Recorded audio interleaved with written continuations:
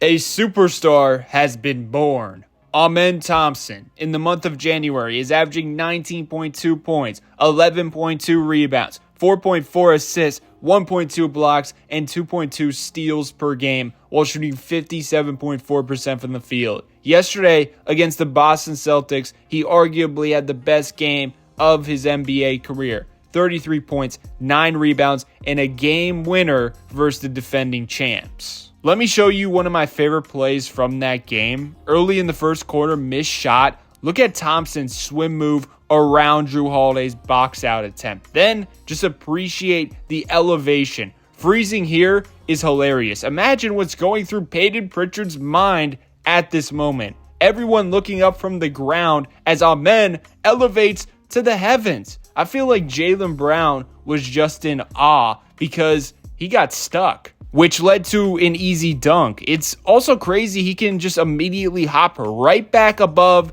the rim like it's nothing after getting that high on the rebound. Just shows the strength in them legs. Is he the best athlete in the NBA? Let me know your thoughts below. I have more evidence for you. He catches this rebound with 12.1 on the game clock. He glides down the court like a cheetah hunting its prey.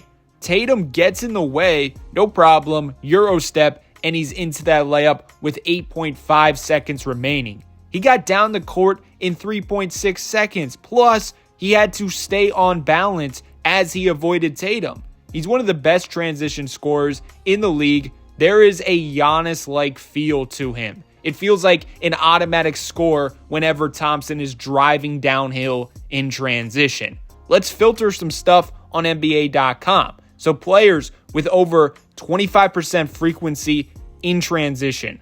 Also over 3.5 possessions in transition per game. And lastly, over 60% from the field. Guess what? Only 2 players meet those requirements. Christian Braun and our guy. Look at Thompson's efficiency in transition. 70.8% from the field. To put that in perspective, Giannis is shooting 71.2% in transition. And obviously, Giannis's is more impressive because he averages 4.3 field goals attempted per game compared to Thompson's 2.2 field goals attempted per game in transition throughout the year. But still, it showcases his threat and efficiency when he picks up speed after a rebound. You might as well just put 2 points on the board already.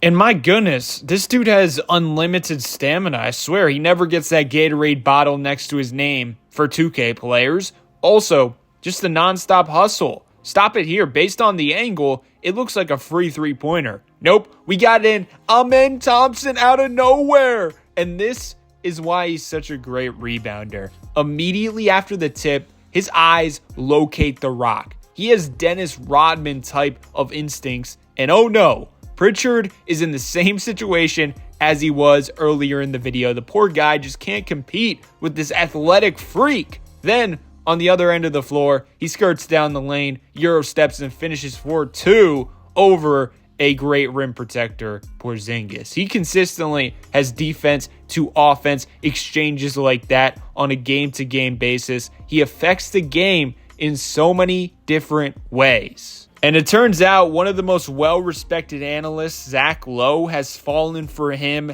and the Houston Rockets. I like a comparison he made, so here's a tweet. He has a combination of athleticism, size, and strength that is absolutely overwhelming. Houston can put out some lineups, especially with both terror twins, where the mix of speed, strength, and fight just feels suffocating. Almost like OKC with young Russ, Ibaka, and KD, just in terms of sheer force/speed.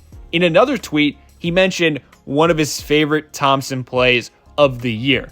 So I had to break it down. It's him against Evan Mobley. This should be a huge advantage for the Cavaliers. Mobley is listed at 6'11" with a 7'4" wingspan to Thompson's 6'7" frame and a 7-foot wingspan. Spoiler alert, it doesn't matter. Mobley does a good job getting deep into the paint, and at this moment, when Mobley creates contact here, 99% of the time he's scoring in this position because he's too big and athletic. But Thompson is that 1%.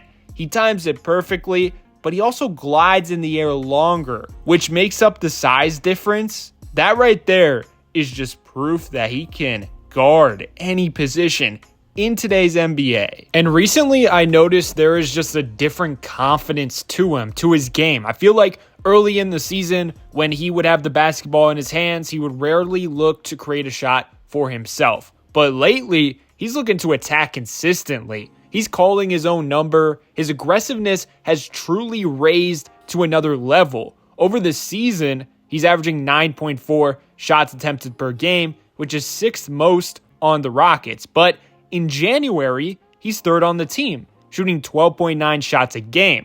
And the beauty of this is his efficiency has remained the same, which means he should just keep shooting and shoot more.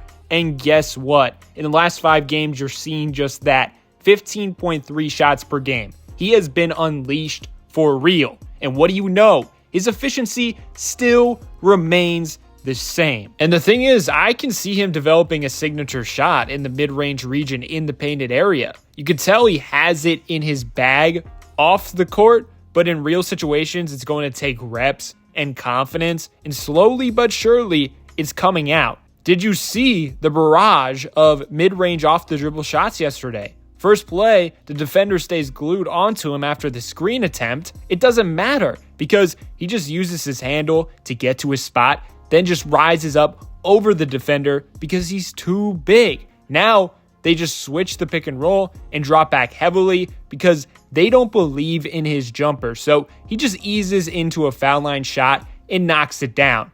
Now it's a tie game.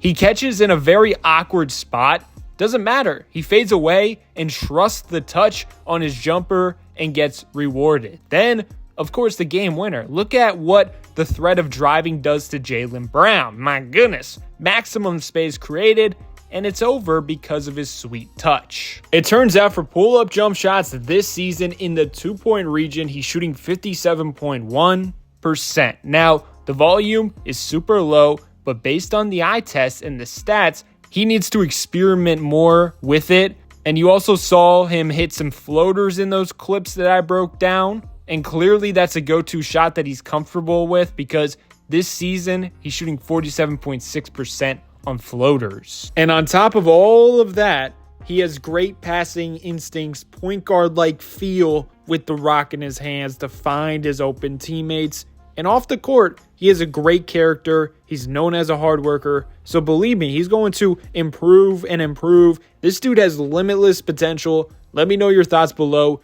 in the comments section.